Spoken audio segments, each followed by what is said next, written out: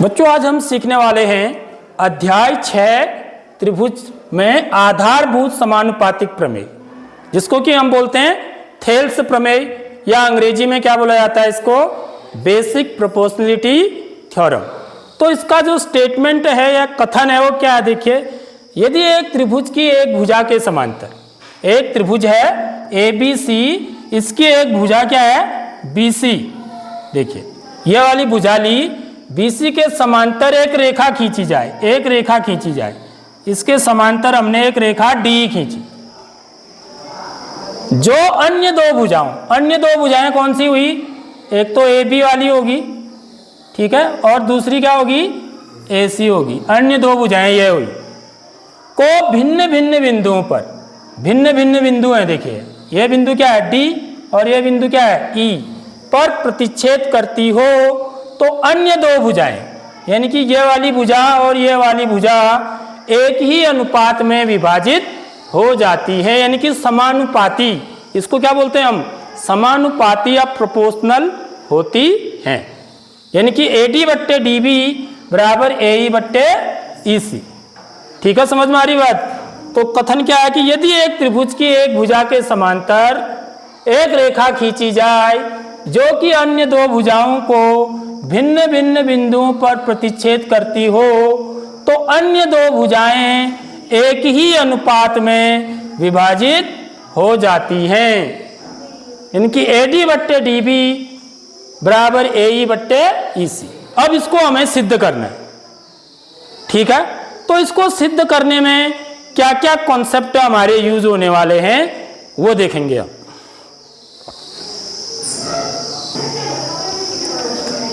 इसको सिद्ध करने के लिए बच्चों जो हमारा जो पहला कॉन्सेप्ट यूज होने वाला है, त्रिभुज का क्षेत्रफल, क्योंकि त्रिभुज के क्षेत्रफल के द्वारा ही हम इस प्रमेय को सिद्ध करने वाले हैं।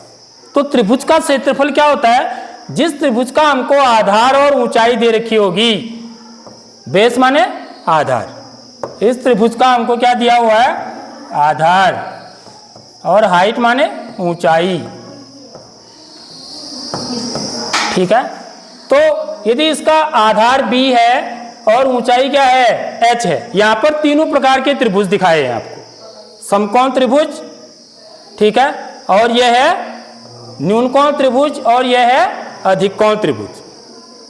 क्योंकि कोणों के आधार पर त्रिभुज तीन प्रकार के होते हैं, समकोण त्रिभुज, न्यूनकोण त्रिभुज और अधिककोण त्रिभुज, ठीक है।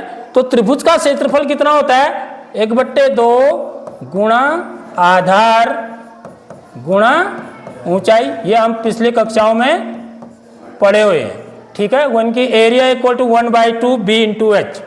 तो यहां पर जो त्रिभुज इस्तेमाल होगा हमारा वो होगा अधिककोण त्रिभुज। देखिए जरा सा, ठीक है। तो अधिककोण त्रिभुज का जब हम क्षेत्रफल निकालते हैं तो अधिककोण त्रिभुज हमारा ऐसे दिखता है, देखिए ये मेरा अधिककोण त्रिभुज है। तो ये इसका क्या हो गया, बेस, ठीक है।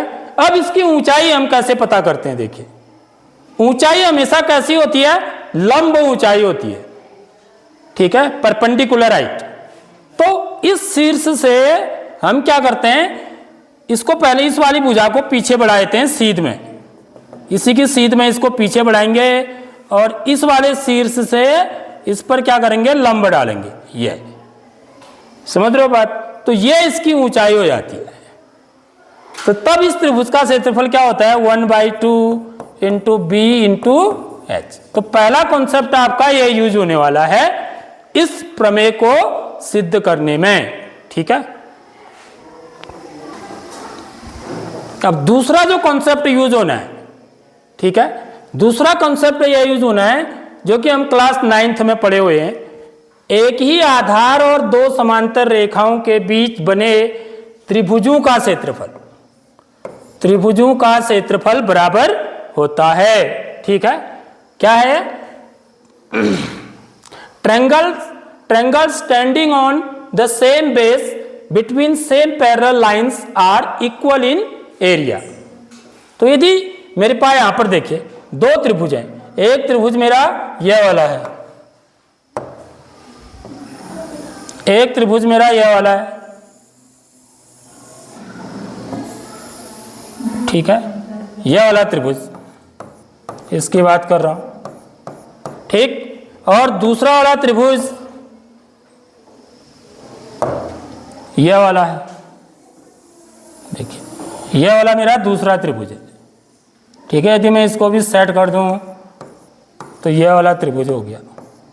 अब यह दो त्रिभुज देखिए ऐसे त्रिभुज हैं जो कि दो समांतर रेखाएं हैं, देखिए एक ए बी और सी डी, ए बी और सी डी दो समांतर रेखाएं हैं, ठीक है। तो ये दो त्रिभुज कैसे हैं, इनका आधार एक ही है। देखिए यदि मैं त्रिभुज ए बी सी यानी कि कौन कौन से त्रिभुज हैं, त्रिभुज ए बी सी और त्रिभुज ए डी बी या ए बी डी बोल सकते हैं, त्रिभुज ए बी डी, ठीक है। इन दो त्रिभुजों की बात करूं, पहला त्रिभुज यह है, दूसरा त्रिभुज यह है, ठीक है। तो इनका आधार क्या है बच्चों, दोनों का ए बी है, ठीक है। और किसके बीच हैं, दो समांतर रेखाओं के बीच है, तो इनका जो क्षेत्रफल होगा वो बराबर होता है, ठीक है। Area of triangle A B C equal to area of triangle A B D. तो ये कॉन्सेप्ट इस्तेमाल होने वाला है। अब ये क्यों बराबर होते हैं समझ लो आप, ये दोनों त्रिभुजों का क्षेत्रफल क्यों बराबर होगा ये यहां पर समझिए। यदि मैं इस त्रिभुज का क्षेत्रफल निकालूंगा तो ये इसका क्या है बच्चों, ये इसका बेस है, आधार है।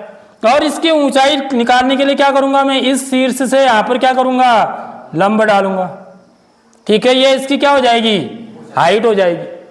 तो इसका क्षेत्रफल क्या होगा, 1/2 b इंटू एच, ठीक है। अब इस वाले त्रिभुज की बात करें तो इस त्रिभुज का भी बेस क्या है, बी है, आधार, ठीक है। यानी कि लंबाई ए बी है इसकी, और ऊंचाई क्या है, इस शीर्ष से यहां लंब डालूंगा। समझ में आ रही बात। अब क्योंकि ये दो रेखाएं कैसी हैं, समांतर है, तो समांतर रेखाएं हम किन रेखाओं को बोलते हैं, वे रेखाएं जिनकी प्रत्येक बिंदु पर दूरियां क्या होती हैं, समान होती है। हर बिंदु पर उनके बीच की दूरी बराबर होती है, ठीक है। यानी कि यदि यह दूरी यहां से यहां तक h है तो यहां से यहां तक भी यह दूरी क्या होगी, h ही होगी। तो इस त्रिभुज का क्षेत्रफल भी क्या हो जाएगा, 1/2 b गुणा h हो जाएगा। इसका क्षेत्रफल भी यही होगा और इसका क्षेत्रफल भी यही होगा, यानी कि दोनों के एरिया क्या होंगी, बराबर होंगी, ठीक है। तो दूसरा कॉन्सेप्ट यह इस्तेमाल होने वाला है। अगर आप ये चीज समझ गए हैं तो फिर कठिनाई बिल्कुल नहीं आने वाली है, ठीक है। अब हम इसको प्रूव करेंगे। अब देखिए सबसे पहले दिया है, कोई भी चीज सिद्ध करने के ये चरण है, दिया है, सिद्ध करना है, रचना, फिर उत्पत्ति, ठीक है। तो दिया है, क्या दिया है हमको, त्रिभुज ए बी सी में, यहां पर देखेंगे त्रिभुज ए बी सी में जो प्रमेय कह रहा है हमसे, प्रमेय क्या कह रहा है कि किसी त्रिभुज में एक भुजा के समांतर अन्य दो भुजाओं को भिन्न भिन्न बिंदुओं पर प्रतिच्छेद करने वाली रेखा खींची है, ठीक है।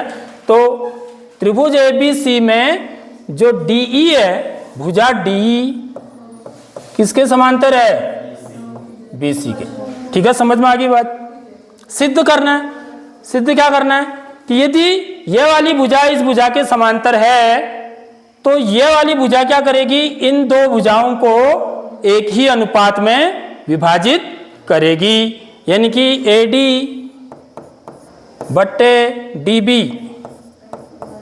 बराबर AE बट्टे EC। अब सबसे मेन बात क्या है इसमें, रचना, ठीक है। अब इसके अंदर हमको त्रिभुज बनाने हैं, क्योंकि हम इसको सिद्ध कैसे करने वाले हैं, त्रिभुज का क्षेत्रफल लगा करके, ठीक है। तो हम इसके लिए त्रिभुज कैसे बनाते हैं, देखिए जरा सा। यह त्रिभुज तो ठीक है, ठीक है। यहां पर हम क्या करते हैं, यहां पर इस त्रिभुज के लिए यदि मैं इसकी इस एरिया ऐसे निकालूंगा, ठीक है, तो इस शीर्ष से इस पर लंब डाल देते हैं ऐसे, ठीक बात। और दूसरा इस शीर्ष से इस भुजा पर लंब, ये, ठीक, ये दो काम करने, यानी कि मैंने ये क्या कर दिए, ए बी सी डी ई, और इसको क्या मान लें हम, एल और एम, ठीक। ये हमने क्या किए, लंब डाल दिए। उसके बाद क्या करना है, बी और ई को मिलाना है, बी और ई को मिलाना है, ये काम करना है। और यहां क्या करना है, सी और डी को मिलाना है, ऐसे। ये बात आ गई समझ में, तो ये काम करना है। अब देखिए, अब हमें क्या करना है, तो रचना में क्या क्या किया हमने बच्चों, जो रचना में किया है उसको लिखना है। रचना में क्या किया हमने, सबसे पहले ई एल लंब किसके खींचा, ए बी के, तथा यहां पर डीएम लंब किसके खींचा, एसी के खींचा, ठीक है। इसके अलावा हमने क्या किया, बीई तथा सीडी को मिलाया, बीई तथा सीडी को मिलाया, ठीक है। अब इसके बाद क्या करना है, देखिए, अब हमें क्या करना है, इस लाइन की तरफ जो त्रिभुज बन रहे हैं, ठीक है, इस लाइन को लेंगे। देखिए, उत्पत्ति में हमें सिद्ध करना है, तो मैं पहले ये वाली लाइन ले लेता हूं, ये वाली लाइन, ठीक है, जो मैं ग्रीन कलर से देख रहा हूं। इस लाइन पर जो त्रिभुज बन रहे हैं, ठीक है, यहां पर दो त्रिभुज बन रहे हैं। देखिए, एक तो त्रिभुज मेरा कौन सा बन रहा है, ये बन रहा है ए डी, ये वाला त्रिभुज, ठीक। और दूसरा मेरा कौन सा त्रिभुज बन रहा है, नीचे वाला ले लें इसका, इसको मैं इस कलर से दिखा दूं, ये वाला त्रिभुज। ये बात आ गई समझ में। पहले इस लाइन, इस रेखाखंड पर बनने वाले त्रिभुज, पहला वाला ये, दूसरा वाला ये, ठीक है, इनका अनुपात लेना है मुझे, ठीक है। तो उत्पत्ति में तो अब हम क्या करेंगे, area of triangle ADE, area of triangle ADE बटे एरिया ऑफ ट्रायंगल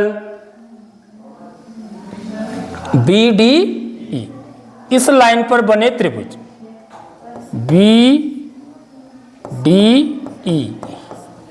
बराबर हो जाएगा, इसकी एरिया क्या हो जाएगी, 1/2 ADE।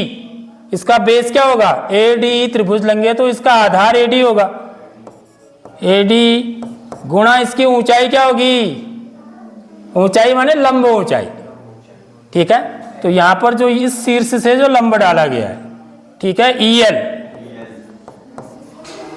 बट्टे इस त्रिभुज का क्षेत्रफल, त्रिभुज BDE, त्रिभुज BDE कैसा त्रिभुज है, यह अधिकोण त्रिभुज है, ठीक है।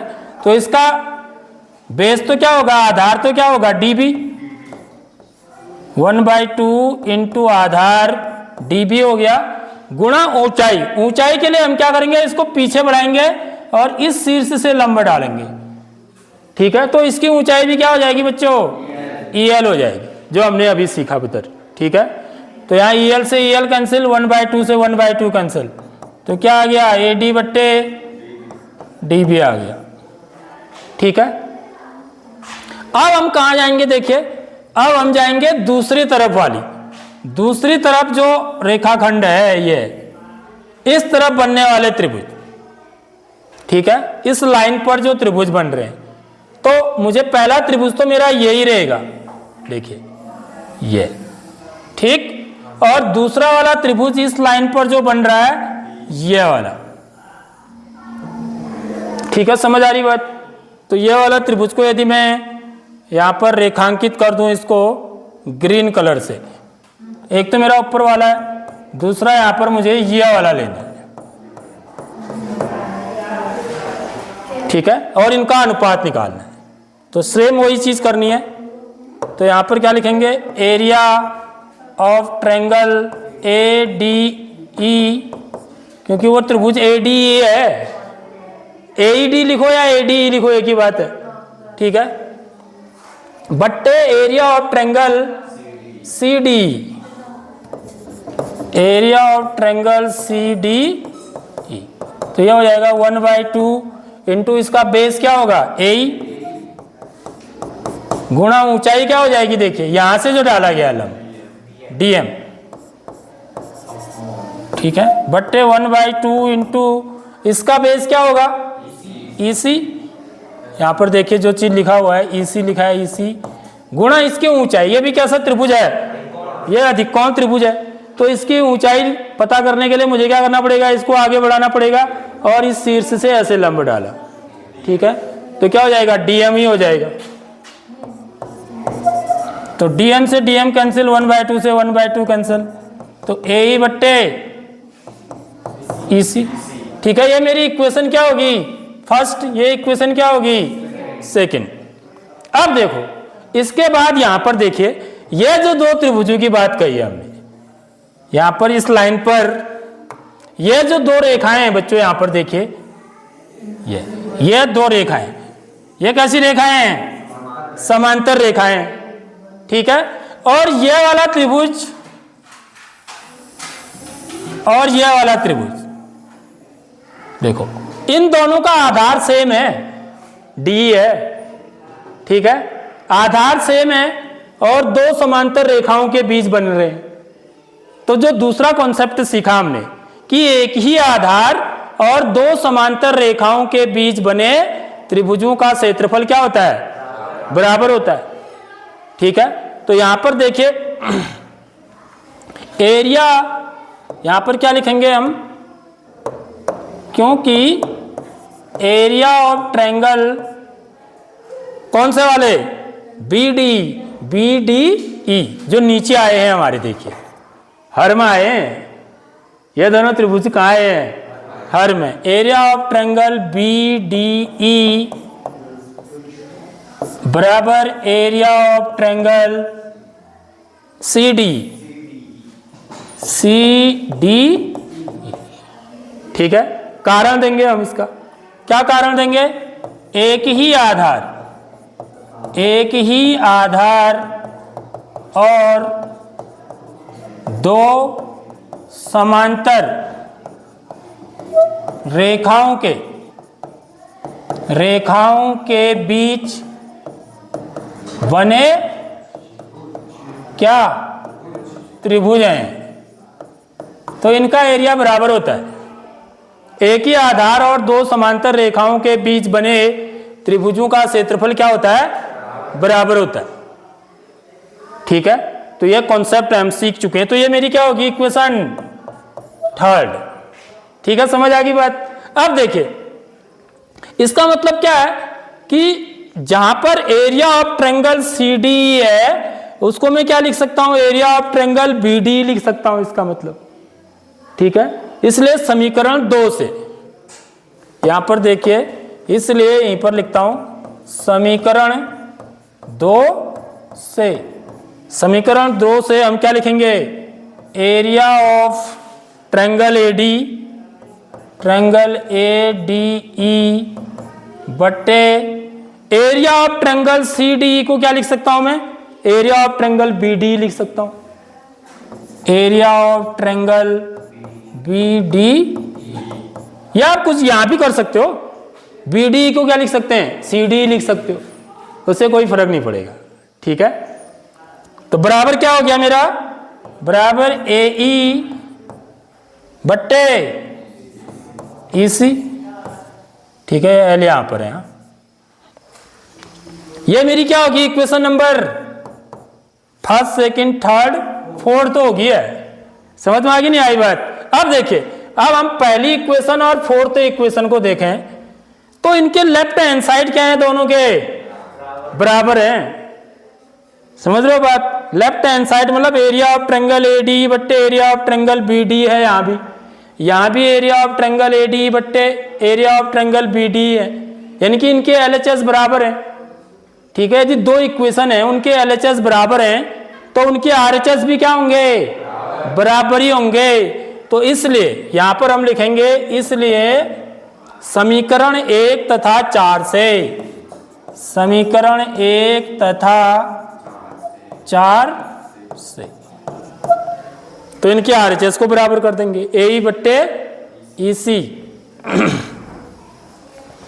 सॉरी AD बट्टे DB। क्या है AD बट्टे DB बराबर AE बट्टे EC। देखो यही तो सिद्ध करना था ना, देखो AD बट्टे DB बराबर AE बट्टे EC। अर्थात यदि किसी त्रिभुज में किसी एक भुजा के समांतर हम एक रेखा खींचें जो कि अन्य दो भुजाओं को भिन्न भिन्न बिंदुओं पर प्रतिच्छेद करते हुए जाती हो, तो ये जो भुजा है अन्य दो भुजाओं को एक ही अनुपात में विभाजित करती है, यानी कि AD बट्टे DB बराबर क्या होगा AE बट्टे EC होगा। देखिए इसके बहुत क्वेश्चन बनेंगे आपके इस एक्सरसाइज में, ठीक है। तो कई बार यह क्वेश्चन ही पूछ लिया जाता है, इसको सिद्ध करो करके, तो इसलिए हैंस प्रूफ। ठीक है, समझ आ गई बात।